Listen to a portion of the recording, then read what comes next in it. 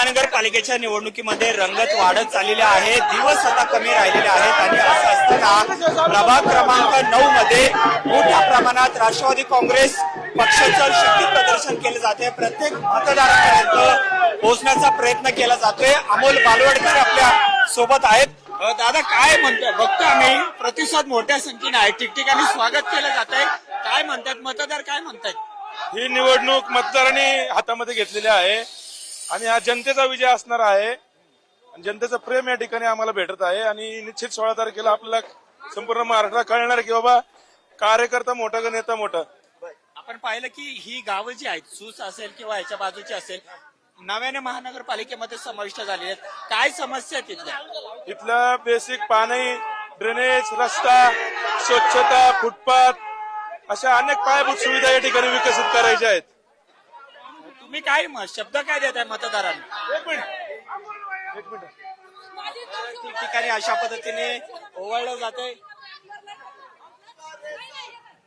अशा पद्धतीने उमेदवारांचं स्वागत हे मतदारांकडून केलं जाते आणि मोठे शक्ती प्रदर्शन आहे ते राष्ट्रवादी काँग्रेस अजित पवार यांच्या पक्षाकडून केलं जाते आणि अमोल बालवडकर यांना मोठा प्रतिसाद आहे तो सध्या पाहायला मिळतो। काय सांगाल, मतदार काय म्हणतात तुम्हाला? मतदारांनी ही निवडणूक हातात घेतलेली आहे आणि मतदाराला या भागामध्ये जे विकास कामं पाहिजे ते विकास कामं करण्यासाठी जे आश्वासक चेहरे पाहिजे ते आश्वासक चेहरे राष्ट्रवादी काँग्रेस पक्षाकडे आहे। निश्चित यामुळे संपूर्ण मतदार आमच्या पाठीशी उभं राहणार आहे आणि मोठ्या फरकाने आम्ही सर्व उमेदवार 4 राष्ट्रवादीचे या ठिकाणी निवडून येणार आहे। काल चंद्रकांत दादा बोलताना म्हणाले, असं याच भागामध्ये म्हणाले की अमोल बालवडकर यांची अवस्था ही रवींद्र दंगेकर यांच्यासारखी झाली। सुरुवातीला ते बोलत होते, नंतर ते शांत झाले, तुम्हीही सुरुवातीला बोलत होता, तुमचाही आवाज आता क्षीण झालेला आहे असं म्हणतायत। आवाज या ठिकाणी फक्त वाजणार म्हणजे जनतेचाच आवाज दिसणार आहे 16 तारखेला। जनतेपेक्षा मोठं कोण नाहीये आणि चंद्रकांत दादांपेक्षा मी खूप लहान कार्यकर्ता आहे, वयाने असन कर्तृत्वाने सगळ्यांनीच लहान कार्यकर्ता आहे, पण ज्या लहान कार्यकर्त्यावर जो अन्याय झाला इथल्या जनतेला मान्य नाहीये आणि इथली जनता पेटून उठलेली आहे मतदान करण्यासाठी। कधी मतदानाचा दिवस आहे कधी घड्याळ बटन दाबतोय असं इथल्या सर्व मतदारांना वाटत आहे। तुम्ही म्हणताय की तुमच्या एकट्याचीच उमेदवारी कापली, पण ते म्हणतात की 42 जण इच्छुक होते, त्यांना सुद्धा संधी मिळाली नाही। मला माझ्यावरती बोलण्याचा अधिकार आहे आणि 42 जणांना आता काही जणांना पर्याय नाही, ऐनवेळी यांनी उमेदवारी कापली तर लोकांना काय पर्याय राहणार आहे?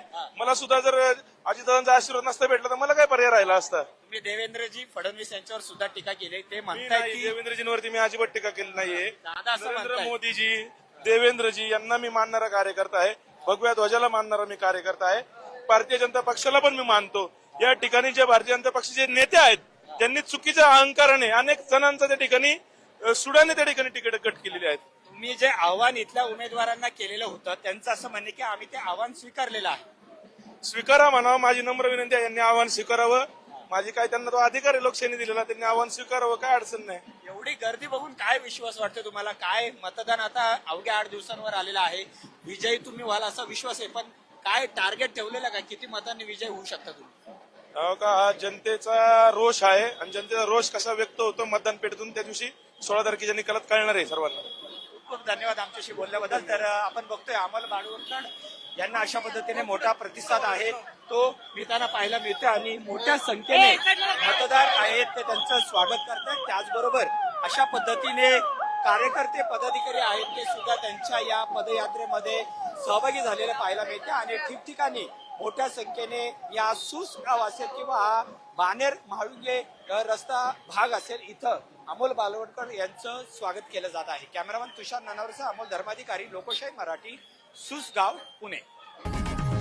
लोकशाही मराठी ऐका, पहा, जागरूक रहा।